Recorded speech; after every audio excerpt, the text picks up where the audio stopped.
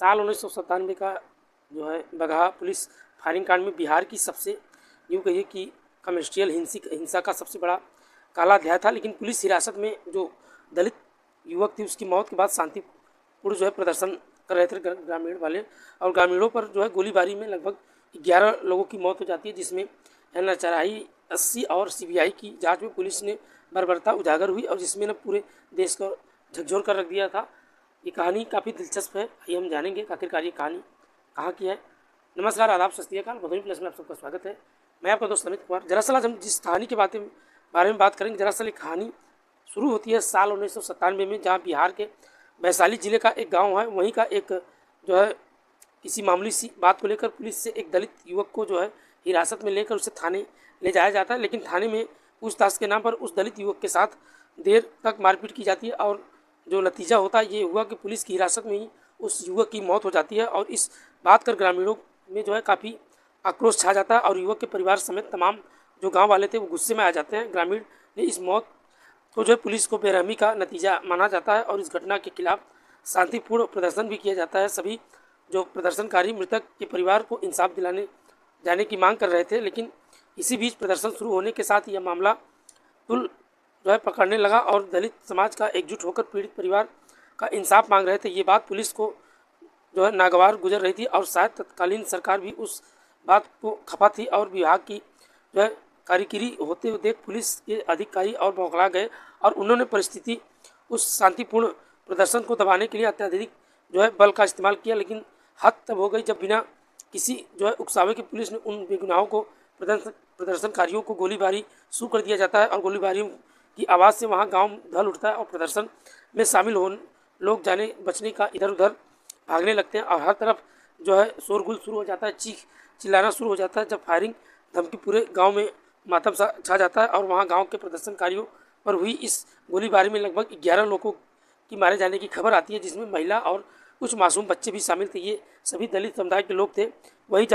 इसी वजह से इस घटना का एक सामाजिक और अन्य जो है जातिगत भेदभाव से जोड़ दिया जाता है और प्रत्यक्षदर्शियों के अनुसार पुलिस ने बिना चेतावनी के अंधाधुंध फायरिंग की थी, जिसके में कई लोग मौके पे मौत हो जाती है।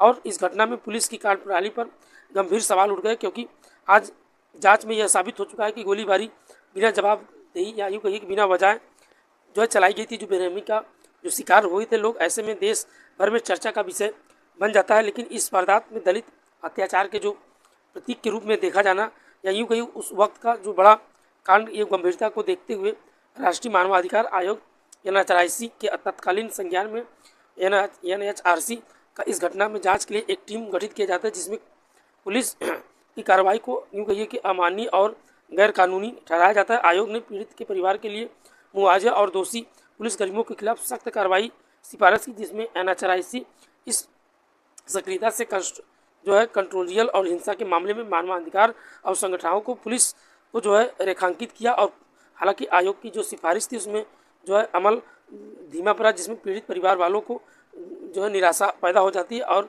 पिंपल यूनियन फायरिंग सर्विस में जिसमें जैसे संगठनों में बड़ा कांड के बाद भी सक्रिय भूमिका निभाई जाती है, जिसमें PUCL का घटना में स्वतंत्र जांच और यूँ कहिए पुलिस सुधार पर जोर दिया जाता है। और अपनी संगठन में अपनी रिपोर्ट में बताया जाता है कि भगवा में पुलिस की इस कार्रवाई न केवल बल्कि अनुसूचित बल्कि यूँ कही कि दलित समुदाय के प्रति गहरी नफरत थी। और दर्शाया जाता है कि PCUL इस घटना के मानवाधिकार का उल्लंघन स्पष्ट उदाहरण रूप से किया जाता है। इसके खिलाफ व्यापक और जन जागरूकता अभियान चलाया गया है। इन कोशिशों के बजाय भी ये कांड जो है राष्ट्रीय स्तर पर चर्चा का विषय बन गया था। लेकिन मामले में तुल पकड़ने के बाद ये भागा कांड और जाँच केंद्र में यूँ कही कि अवशेषण ब्यूरो CBI को सौंप दिया जाता है। अपनी जांच में पाया जाता है कि पुलिस ने बिना किसी औपचारिक और गोलीबारी की जांच में ये भी सामने आता है कि हिरासत में हुई मौत पुलिस की लापरवाही और बेरहमी का नतीजा, जिसमें CBI ने कई पुलिसकर्मियों को दोषी भी ठहराया और कुछ सज़ा भी हुई है। जो हालांकि सज़ा की प्रक्रिया जो बेहद धमकी थी और इस मामले में दोषियों की हल्की सज़ा यूँ कहिए कि जमानत को उजागर किया गया था, जिसमें न पीड़ित परिवार को असंतोष भी बढ़ाया गया था। बाकायदा कांड में न्याय प्रक्रिया और बेहद यूँ कही कि धीमी रही CBI जांच में अदालती कार्रवाई के बावजूद भी कई दोषी पुलिसकर्मियों को लंबे समय तक सज़ा भी हुई है। ऐसे में पीड़ित परिवार का मुआवजा को मिला, लेकिन उनकी मांग भी अभी दोषियों को कड़ी से कड़ी सज़ा मिल जाए। और इस धीमी प्रक्रिया में बिहार में जो है कंस्टोरियल हिंसा में पीड़ितों को न्याय राह और जटिल बना दिया गया था, जिसमें कई परिवार में बताया जाता है कि लंबी कानूनी लड़ाई में आर्थिक और मानसिक स्थिति में खराबी हो चुकी थी। ऐसे में बहंगा कांड में दलित समुदाय पर होने वाले अत्याचारों को राष्ट्रीय और अंतर्राष्ट्रीय स्तर पर उजागर किया गया। यह घटना केवल पुलिस हिंसा तक सीमित नहीं थी, बल्कि ये सामाजिक समानता और जगमत और जैसे बेहद भाव का गहरी जोड़ों की ये दर्शाती है। और सभी मृतकों का जो दलित समुदाय से होना इस बात का सबूत था कि समाज में हाशियाएं और रखने वाले और समुदाय में हिंसा पुलिस सबसे बड़ा शिकार बनाते थे। और इस घटना में दलित के संगठनों और सामाजिक कार्यकर्ताओं को एकजुटता किया गया, जिसमें पुलिस सुधारों के लिए आंदोलन भी बना दिया गया। और बहड़ा कांड के बिहार में ही नहीं बल्कि पूरे देश में पुलिस ने सुधारों का आवश्यकता जोर दिया। और इस घटना में यह सवाल उठ रहा है कि पुलिस असीमित शक्ति देने की बजाय उनकी जवाबदेही का जो सुनिश्चित जो करने के लिए क्या कदम उठाए जा रही है। मानव संगठन और मांग की पुलिस ने प्रशिक्षण, मानवाधिकार और सामाजिक संवेदनशील को जो सामाजिक किया गया। इसमें के अलावा कस्टोडिया और हिंसा को रोकने के लिए सख्त कानून और त्वरित जांच प्रक्रिया पर बल दिया जाता है। और बहंगा कांड में इस मांगों को राष्ट्रीय स्तर पर गूंजने वाली मुद्दा बना दिया जाता है। लेकिन राज्य में बहंगा का कांड कोई अकेला ही नहीं था। बिहार के बेचली में ऐसे ही 1977 में, पिपरैया जो 1980 में जैसे कांडों में दलित समुदाय की पुलिस ने हिंसा, सामाजिक और जागरूकता, बेलक्ष्मी में 11 दलितों की हत्या और पिपरा में पुलिस गोलीबारी में सामाजिक, असामाजिक और पुलिस में मानमानी सामने आया। हाल ही में दोषियों को भी बिहार में एक यूँ कहिए कस्टोडियल डेथ मामले में सामने आते हैं, जो इस समस्या का गंभीरता से दर्शाते हैं। दोस्तों, इस पूरे घटना को सुनाने का उद्देश्य किसी को दिल दुखाना या किसी को परेशान करना नहीं था, बस आपके साथ शेयर करना था। मैंने ये कहानी दरअसल देखा था, हमने सोचा एक बार आपके साथ शेयर कर, क्योंकि ये कहानी काफ़ी दिलचस्प थी। और ये कहानी दरअसल 1997 की थी, लगभग यूँ कहिए कि आज से लगभग 28 साल पुराना। तो हमने सोचा आपके साथ शेयर कर दें कि जिस तरीके से पहले अनुसूचित जात के जो लोग थे, जो दलित समाज के लोग थे, उनके साथ जिस तरीके से ये बर्बरता, ये जो व्यवहार होता था, इस कहानी में वही हमने उजागर की कोशिश की। हालांकि अभी तो काफ़ी पहले से चेंजिंग हो गया है, लोग जो है काफ़ी पहले से साइलेंट हो गए और ऊंच नीच का फ़र्क तो नहीं देखते।